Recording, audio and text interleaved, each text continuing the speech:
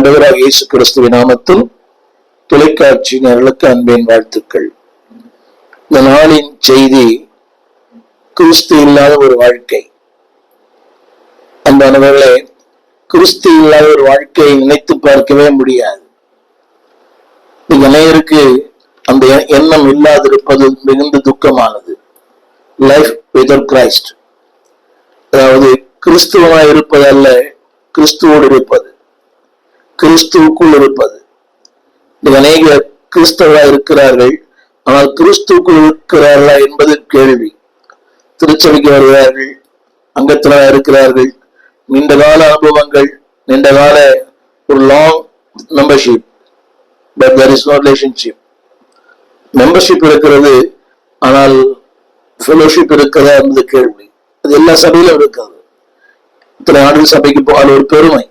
30 ஆண்டுகளாய் போகிறேன், 35 ஆண்டுகளாய் போகிறேன், 40 ஆண்டு காலம் போகிறேன், நான் தான் இந்த சபையினுடைய தூண், நான் தான் சபையினுடைய அஸ்திபாரம் எல்லாம் சொல்றாங்க.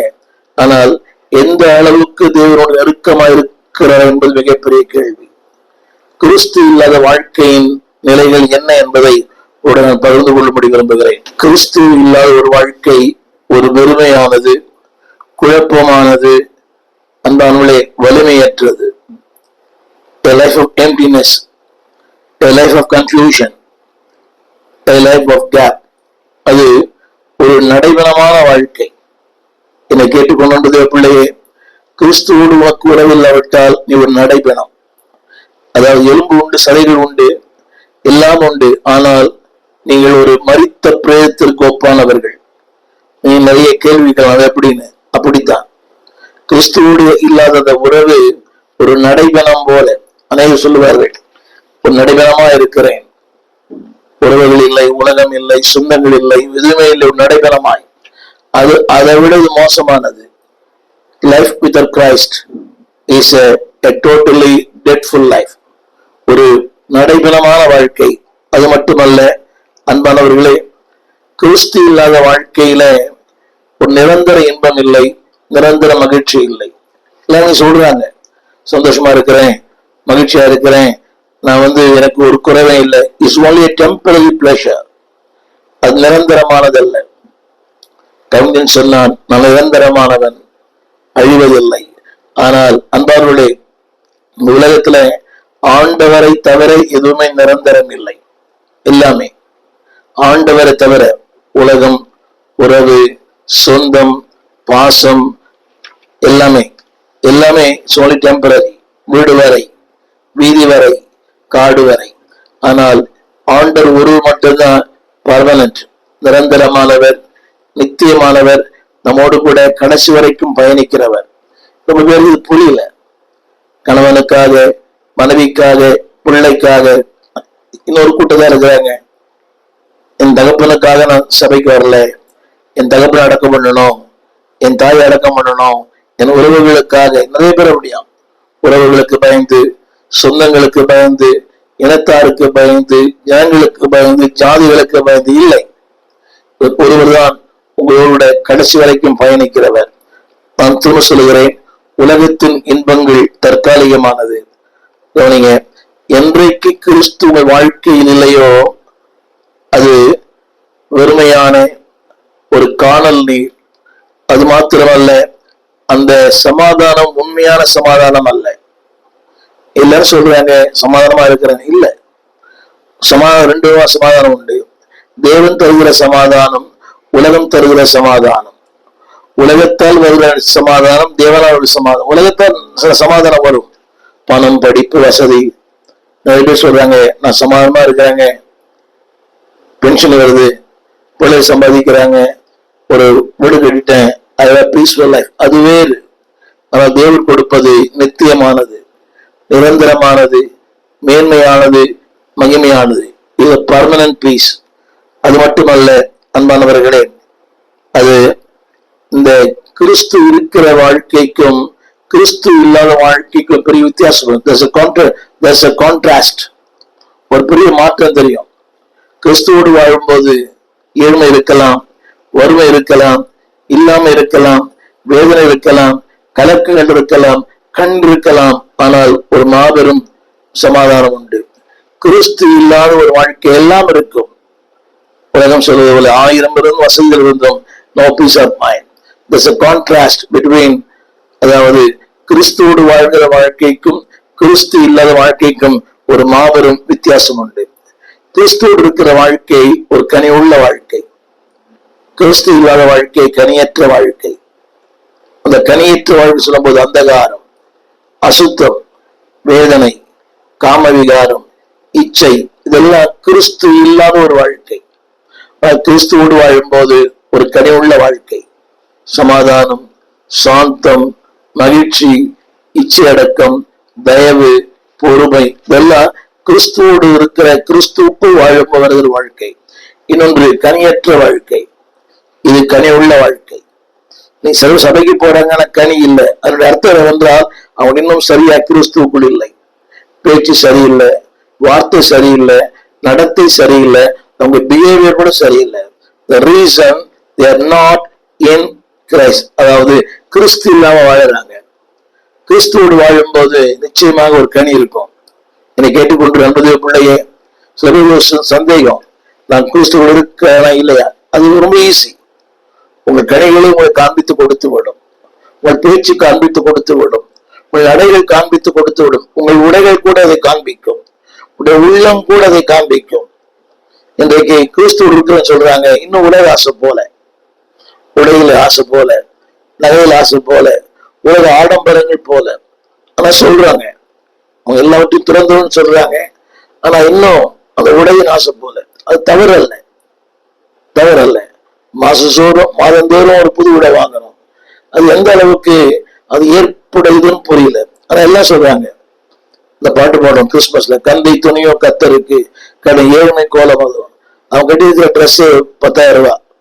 ஆனா அவங்க பாடுற பாட்டு கந்தை துணியோ கத்தருக்கு. யோசித்து பாருங்கள். அப்ப there is a contrast between in Christ, out of Christ. அந்த கிறிஸ்துக்குள் வாழும்போது அந்த வித்தியாசம் தெரியும்.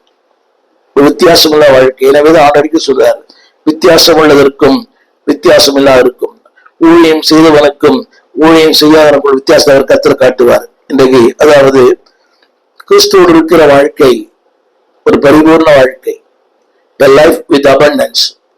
abundance சொல்லும் போது உலக பிரகாரமான abundance அல்ல, ஒரு மன நிறைவு, ஒண்ணுமே இல்லை ஆனா சந்தோஷம். எவ்வளவு பேர் பார்க்கிறேன், குறைந்த வருமானம், எளிமையான வாழ்க்கை, ஒரு சின்ன வீடு, சின்ன வாகனங்கள், ஆனா they are very happy. சில பேரை பார்க்கிறேன், ஆடம்பரமான வாழ்க்கை, எல்லாமே இஎம்ஐ. அவங்க இருக்கிற சோஃபால இருந்து, போன்ல இருந்து, ஈவன் டிவில இருந்து, மொபைல் இருந்து, எல்லாமே இஎம்ஐ. அது ஆடம்பரமான வாழ்க்கை. கிறிஸ்துக்குள் இருக்கும் போது ஆடம்பரத்தின் ஆசை வராது. நீ ஏற்றுக்கொண்டாலும் ஏற்றுக்கொள்ளாவிட்டான் கிறிஸ்துக்குள், அதாவது வித் கிரைஸ்ட் வரும்போது இந்த ஆடம்பரத்தின் மேல இதெல்லாம் ஆசை வராது, இது மேல ஆசை வராது. இன்னைக்கு திரும்ப சொல்றேன், அது தேவை, இது தேவை. இந்த சில நமக்கு பண்டிகை நாட்களில் சிலர் கொடுக்குறாங்க, ஒரு உடை கொடுக்குறாங்க, எனக்கு இந்த உடைதான் வேண்டும். அதுவே ஒரு உங்களுடைய முதிர்ச்சியை காட்டுகிறது. அதுதான் வேணும். நீங்க டிசைட் பண்ணக்கூடாது இந்த கலர் டிசைன்லாம். வாழ்க்கை கூட மனைவி இப்படி இருக்கணும், என் புருஷன் எப்படி இருக்கணும், கலர் இருக்கணும், காஸ்ட் இருக்கணும், கேஷ் இருக்கணும். You are not to decide. அந்த உரிமை உங்களுக்கு இல்லை. அந்த உரிமையை அவர் கொடுங்க, கலர் அவர் கொடுங்க, அந்த காஸ்ட் அவர் கொடுங்க, கேஷ் அவர்கிட்ட கொடுங்க. அந்த உரிமை அவர் தரும்போது உங்க உரிமைகள் நிலைநிறுத்தப்படும். நீங்க உரிமையை எடுத்துக்கொண்டால் அந்த உரிமை பறிக்கப்படும். நான் சொல்ல நினைக்கிறேன், உங்களுக்கு அந்த உரிமை இருக்குது. நீ கேட்கிறேன், எனக்கு உரிமை இல்லையா கலர் சூஸ் பண்றதுக்கு, கேஷ் சூஸ் பண்றதுக்கு, மாப்பிள்ளை சூஸ் பண்றது உரிமை இல்லை. உங்களுக்கு உரிமை உண்டு, ஆனால் அந்த உரிமை நிலைத்திருக்கிறதா என்பது கேள்வி. தெய்வம் தரும்போது நிலைத்திருக்கும், நிரந்தரமா இருக்கும். இத்தனை பேர் வாழ்க்கையை பார்த்திருக்கிறேன். காத்திருந்து காத்திருந்து அவங்க நிறைய டிமாண்ட்ஸ், அப்படி இருக்கணும், இப்படி இருக்கணும், இப்படி இருக்கணும், பையன் அப்படி இருக்கணும், அப்பா அம்மா இருக்கக்கூடாது, அப்படின்னு அவங்க ஆதாமதான் இருக்கணும். அப்படி அவங்க பார்த்து பார்த்து சூஸ் பண்ண வாழ்க்கை நல்லாவே இல்லை. ஏன் தெரியுமா? அந்த டிசிஷன் அத்தாரிட்டி அவங்களா இருக்கிறாங்க. ஆண்டவர் டிசிஷன் அத்தாரிட்டி இருந்தா வாழ்க்கை சிறப்பா இருக்கும். ஒரு 6 காரியங்களோடு பகிர்ந்து கொள்ள விரும்புகிறேன். Life without Christ number 1, separation from God. அது இந்த கிறிஸ்துக்குள் இல்லாத வாழ்க்கை. 2 காலம் சொல்ல விரும்புகிறேன். தேவனை விட்டு உங்களை பிரிக்கிறது, நரகத்துக்கு நேரம் கொண்டு போகிறது. கவனிங்கள், தேவனை விட்டு தூரப்படுத்துகிறது, நரகத்துக்கு நேரம் அவங்களை கொண்டு போகுது. ரொம்ப பேருக்கு புரியல அது. இன்னைக்கு தேவனை விட்டு நினைக்கிறீங்க, சபை விட்டு போறீங்க. இல்ல இல்ல, வாழ்வை விட்டு, நித்தியத்தை விட்டு, தேவன் வைத்திருக்கிற நன்மை விட்டு போறீங்க. You are not away from the church, you are away from God's blessing. உங்களுக்கென்று வைத்திருக்கிற அந்த வாழ்க்கை, உங்களுக்கென்று வைத்திருக்கிற உரிமைகள், உங்களுக்கென்று நியமித்த ஆசீர்வாதங்களை விட்டுட்டு போறீங்க. You are away. திரும்ப சொல்லுகிறேன், you are away from God's blessing. நினைக்கிறீங்க சபை விட்டு தூர போல, பாஸ்டர் ஆசீர்வாதம் விட்டு தூர போறீங்க. உங்களை குறித்த நோக்கத்தை விட்டுட்டு தூர போறீங்க. உங்களை குறித்த தேவ சித்தத்தோடு தூர போறீங்க. எல்லாவற்றுக்கும் மேலாக தேவனோடு தூர போறீங்க. சர்ப்ரைஸ். வாசிக்கிறேன், ரோமர் 8ஆம் அதிகாரம் 23ஆம் வசனம். பாவம் எங்கு கொண்டு போகுது? என் வார்த்தை சம்பளத்தின் மரணம்.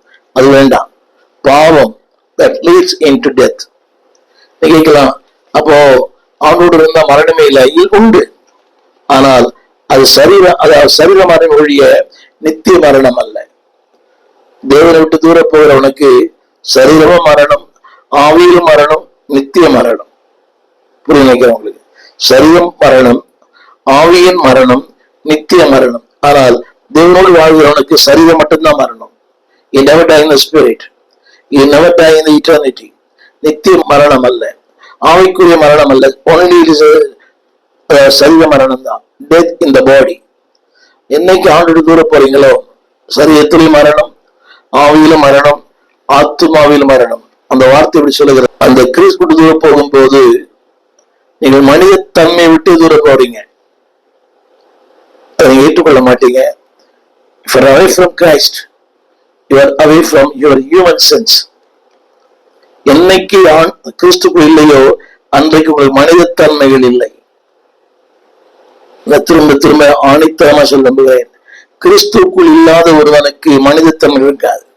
கோபம் இருக்கும், மூர்க்கம் இருக்கும், பொய் இருக்கும், பித்தலாட்டம் இருக்கும், எல்லாமே இருக்கும். கிறிஸ்துக்குள் இருக்கிறவங்களுக்கு அது இருக்குது அப்படின்னு நீங்க சொல்றது எனக்கு கேட்குது. ஆனால் கிறிஸ்துக்கு அது எதை அப்படிப்பட்ட எதை சொல்றாங்கன்னா, நான் கிறிஸ்துக்குள் இல்லைன்னு சொல்றாங்க. கிறிஸ்துவ வாய்மால இருக்காது, பித்தலாட்டம் இருக்காது, பொய் இருக்காது. இன்னைக்கு பொய் பொய் பொய் பொய். வாங்கின கடனை திருப்பி தருவதில்லை, வாயை திறந்தா பொய். இப்படி இருப்பேன்னு சொல்றாங்க, அப்படி இருப்பதில்லை. ஞானஸ்தானத்துல இவ்வளவு கேள்வி கேட்கிறோம். ஒரு நாள் முழுக்க இப்படி இருக்கணும், இப்படி இருக்கணும், எல்லாவற்றுக்கும் தலையாட்டுறது. அடுத்த நாள் அது இல்லை. நீ சொன்ன வார்த்தை அது எப்படி போயிடுது. அது தேவன் சொல்லுகிறார், அன்பானவர்களே, என்னைக்கு கிறிஸ்துவுக்குள் அவங்க இல்லையோ அவர்கள் கவனிங்க, அவருடைய வாழ்க்கை ஜென்மஸ்பாவத்திற்கு எதிரான வாழ்க்கை, தேவனுக்கு எதிரான வாழ்க்கை. இப்படி சொல்லுங்க, தேவன் மனிதன் எதிரியா இருக்கிறாங்க. ஆனா கிறிஸ்துக்கு வாழும் போது 2 பேரும் ஒன்னா இருக்கிறாங்க. It's against God, not only against God. கவனிங்க, கிறிஸ்துவுக்கு வாழ்கிற வாழ்க்கை என்ன தெரியுமா? உங்களையும் கடவுளையும் இணைக்கின்ற ஒரு பிரிட்ஜ். அது புரியல. அது கிறிஸ்துவுக்கு வாழ்வது என்பது is a bridge between you and God. கடவுளையும் உங்களை இணைக்கிற ஒரு பாலம் தான் கிறிஸ்துவுக்குள் இருக்கிற வாழ்க்கை. இந்த கருத்து தெரியுமா? you can go across. நீங்க எளிதில அக்கறை சேரலாம். அலைகள் இல்லை, சமுத்திரம் இல்லை, சூறாவளி இல்லை, புயல் காற்று இல்லை. நடந்த அந்த புயல் காற்றில எவ்வளவு இப்படி கரை சேர்க்கிறார்கள் பாருங்களேன். இந்த வீரர்கள் எவ்வளவு கஷ்டப்பட்டு கரை சேர்க்கிறாங்க. அவனை இடுப்புல, தோளில, தலையில கயிறு கட்டி இத்தனை புதிய புதிய சாதனங்களை வைத்து அவர்கள் கரை சேர்க்கிறார்கள். ஆனால் இவரோடு வாழும் போது உங்களை ஈஸியா கரை சேர்ப்பார். பக்தன் பாடினார், கரை சேர்க்கும் துணையவரே, ஒரு ஈஸி அக்கறை கொண்டு போய் சேர்ப்பார். என்னைக்கு கிறிஸ்துவுக்குள் இல்லையோ உங்கள் பாலம் துண்டிக்கப்பட்டது. இன்னைக்கு பாக்குறோமே டிவியில, இந்த பாலம் துண்டிக்கப்பட்டது. மழையினாலே, வெள்ளத்தினாலே பல தூரம் நடந்து போகிறோம். என்னைக்கு அந்த பாலம் துண்டிக்கப்படுகிறதோ அங்கே போய் சேர போலாம். மாற்று வழிகள், தொலைதூர பிரயாணங்கள், அலைச்சல், வேதனை, கண்ணீர். ஆண்டவர் சொல்லுகிறார், கிறிஸ்துக்குள் வாழும் போது easy life, you will reach the destination. நீ போகிற இடத்துக்கு நீ போய் சேரும். அதைத்தான் சங்கீதக்காரர் சொல்லுகிறார், அவர்கள் நாடின துறைமுகத்திலே கொண்டு வந்து சேர்ப்பார். என்னை கேட்டுக்கொண்டு வந்தது பிள்ளையே, கிறிஸ்து இல்லாத வாழ்க்கை உடைந்து போன ஒரு பாலம் போல, கிறிஸ்துவோடு இருக்கிற வாழ்க்கை ஒரு மேம்பாலம் போல. சில மேம்பாலங்கள் சென்னையில பல கிலோமீட்டர் தூரம் போகுது, பல கிலோமீட்டர் தூரம், பல்லாவரம், பல இடங்களில். அப்படியானால் அது மேம்பாலம் மட்டும் இல்லை என்றால் சிக்கி தவிக்கும். நம்ம பார்க்கிறோம், சென்னை மாநகரத்துல ஒரு சிக்னலை கடப்பதற்கு பல மணி நேரங்கள் ஆகுது. காரணம் என்ற அங்க பிரிட்ஜ் இல்லை. தேவன் சொல்கிறார், ஐ எம் தி பிரிட்ஜ், நானே வழி, நானே சத்தியம், நானே ஜீவன். I will take you on the other shore. உன்னை அக்கறைக்கு நான் கொண்டு போவேன். முதலாக சொல்ல விரும்புகிறேன், கிறிஸ்துவ வாழ்க்கை பாவம், மரணம். திரையில் பாருங்கள், தேவன் கிருபை. இத்தனை எதிர்மறையான வார்த்தை. பாவம் மரணத்தை தருகிறது, தேவன் கிருபைகளை தருகிறார். தேவன் வரங்களை தருகிறார், தேவன் நித்திய ஜீவனை கொடுக்கிறார். இதை வரிசைப்படுத்துகிறேன். கிருபைகளை கொடுக்கிறார், வரங்களை கொடுக்கிறார், ஜீவனை கொடுக்கிறார், நித்திய ஜீவனை கொடுக்கிறார். தமிழ் விதத்துல உண்டான, உண்டாகும், உண்டாகும், உங்களுக்கு உண்டாகும். என்னை கேட்டுக்கொண்டு அன்பு தேவ பிள்ளையே, உண்டாகும். It will come unto you. It will come, it will manifest in your life. ஜீவனை நீ பார்ப்பாய், நித்திய வாழ்வை பார்ப்பாய், கிருபையை பார்ப்பாய்.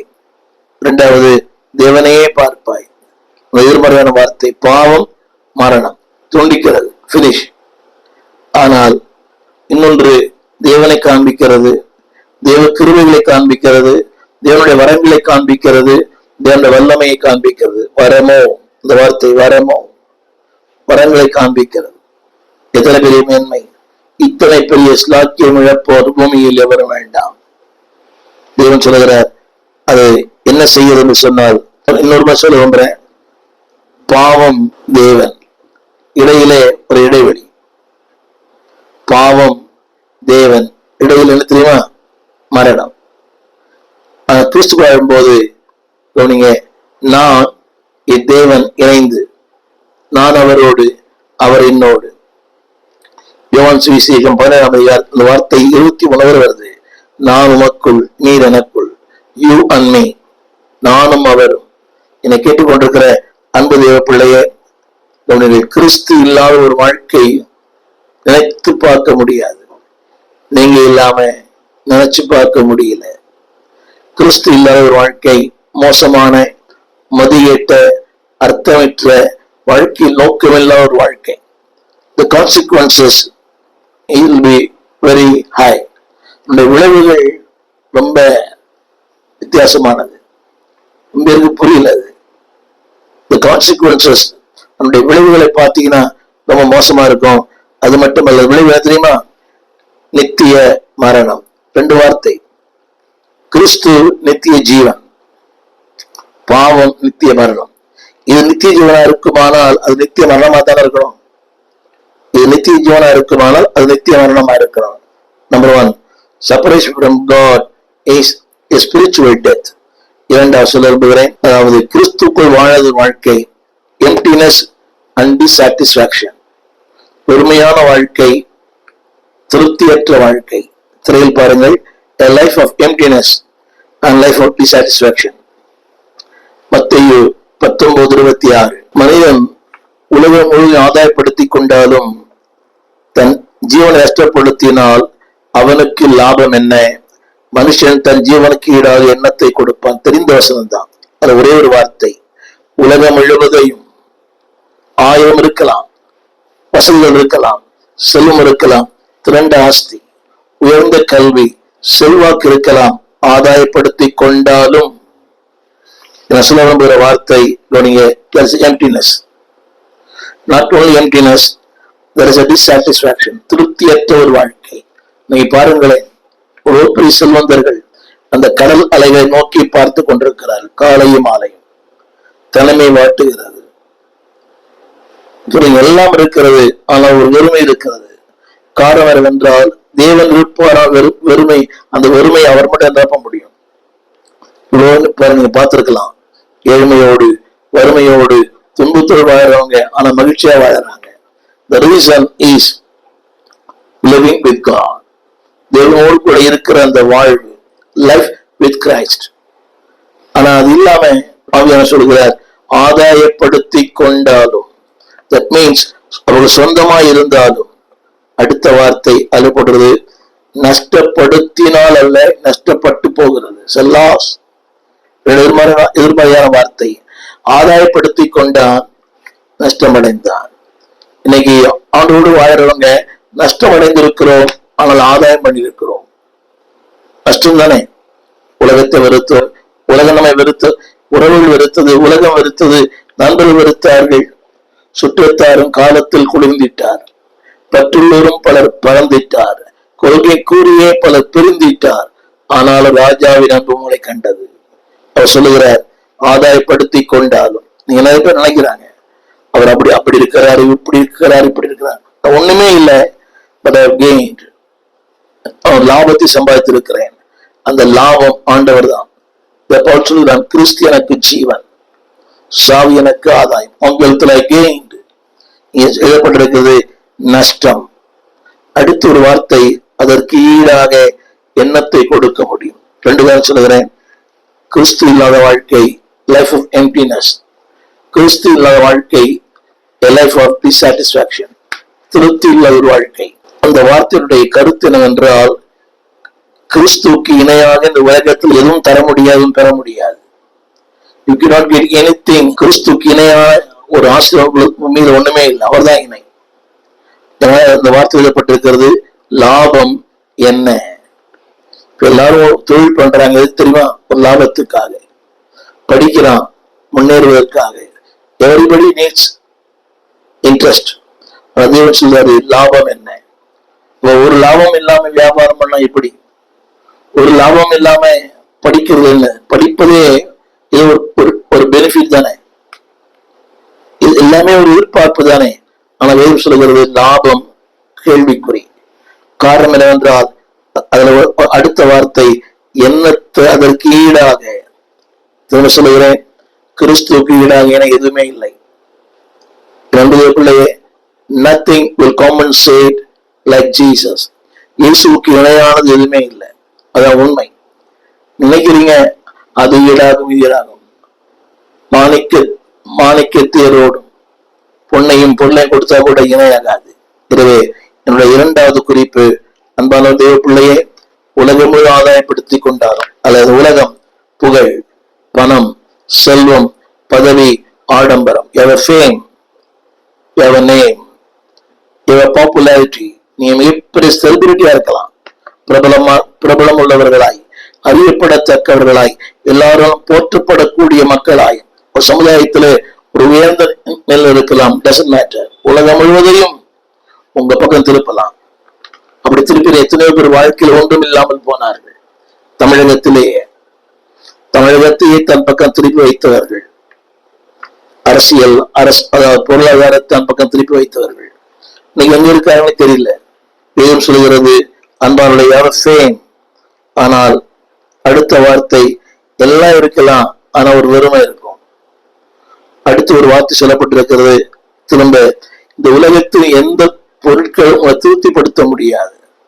The things of the world cannot satisfy your life. உலகத்தின் எந்த பொருளும் திருப்திப்படுத்த முடியாது. என்னை கேட்டுக்கொண்டிருக்கிற அன்பு தேவ பிள்ளையே, ஆண்டவர் மட்டும்தான். அவர் மட்டும்தான் அவர் வெற்றிடத்தை நிரப்ப முடியும். அவர் மட்டும்தான் உங்களுடைய அந்த எம்ப்டினஸை மாற்ற முடியும். அவர் சொல்லுகிறார், நான் ஒருவரை. அந்த உண்மையான நிரப்புதல் இயேசு மட்டும்தான்.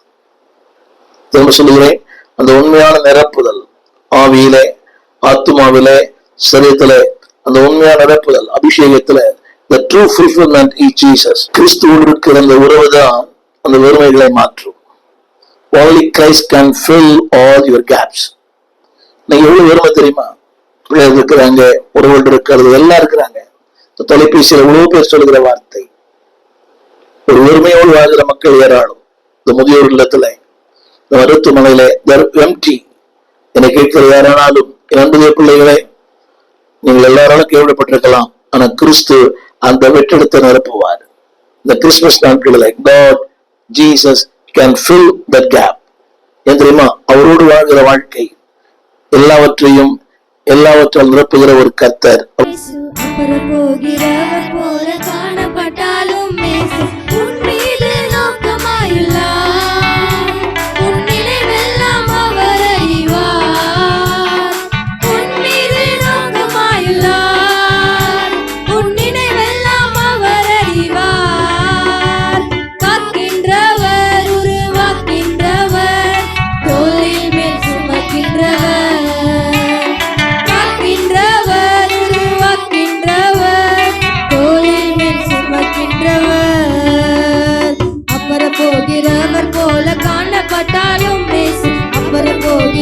போல காணப்பட்டாலும் உன் மீது நோக்கமாயுள்ளார். உன் நினைவெல்லாம் அவர் அறிவார். உன் மீது நோக்கமாயுள்ளார். உன் நினைவெல்லாம் அவர் அறிவார். காக்கின்றவர், உருவாக்கின்றவர், தோளின் மேல் சுமக்கின்றவர். காக்கின்றவர், உருவாக்கின்றவர், தோளின் மேல் சுமக்கின்றவர்.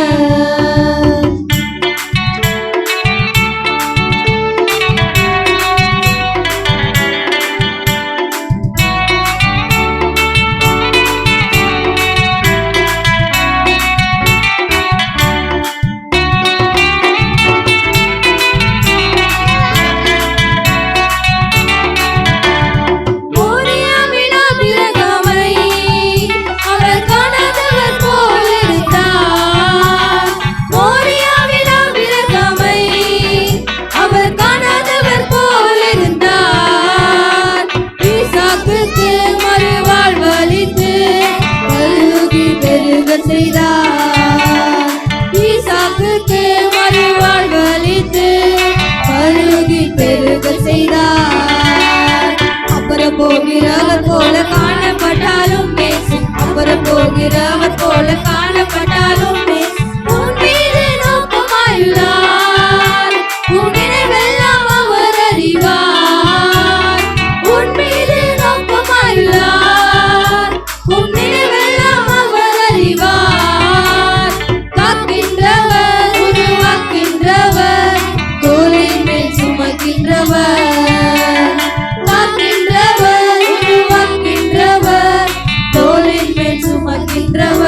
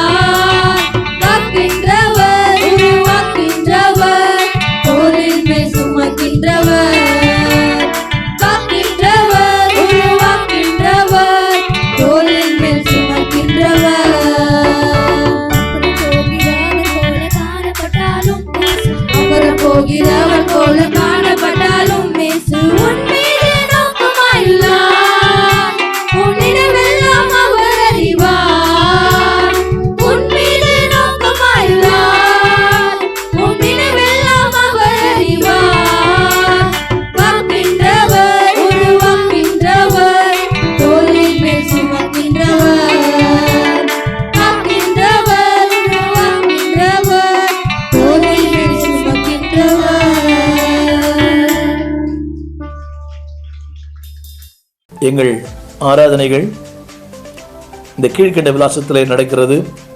திறந்த வாசல் சபை, 65 பரமானந்த முதலை தெரு, 7 கிணறு, ஸ்டான்லி ஆஸ்பத்திரி சமீபம். பாரதியார் மகளிர் கலைக்கல்லூரிக்கு பக்கத்தில் ஸ்டான்லி ஹாஸ்பிட்டல் பக்கத்தில் திறந்த வாசல் சபை. ஒவ்வொரு ஞாயிற்றுக்கிழமை காலை 8 மணி முதல் 10 வரை, மாலை 6 மணிலிருந்து 8 வரை விடார நடக்கிறது. பங்கு பெறுங்கள். ஒரு நாளும் செவ்வாய்க்கிழமை 12 மணிக்கும் வெள்ளிக்கிழமை 12 மணிக்கும் ஜெபங்கள் நடக்கிறது. வாருங்கள், பங்கு பெறுங்கள், தேவ வார்த்தையை கேட்டு தேவனை மகிமைப்படுத்துங்கள். God bless you. எங்கள் விலாசம் போதகர் ஸ்டீஃபன் தேவகுமார், திறந்த வாசல் சபை, நம்பர் 65 பரமானந்த தெரு, 7 கிணறு, சென்னை 600001. தொடர்புக்கு 9841839287. மேலும் 0444318330. எங்கள் மின்னஞ்சல் stephenopendor@gmail.com. எங்கள் தேவ செய்திகளை யூடியூப் சேனலில் பார்த்து பயனடையுங்கள். தேவன் உங்களை ஆசீர்வதிப்பாராக.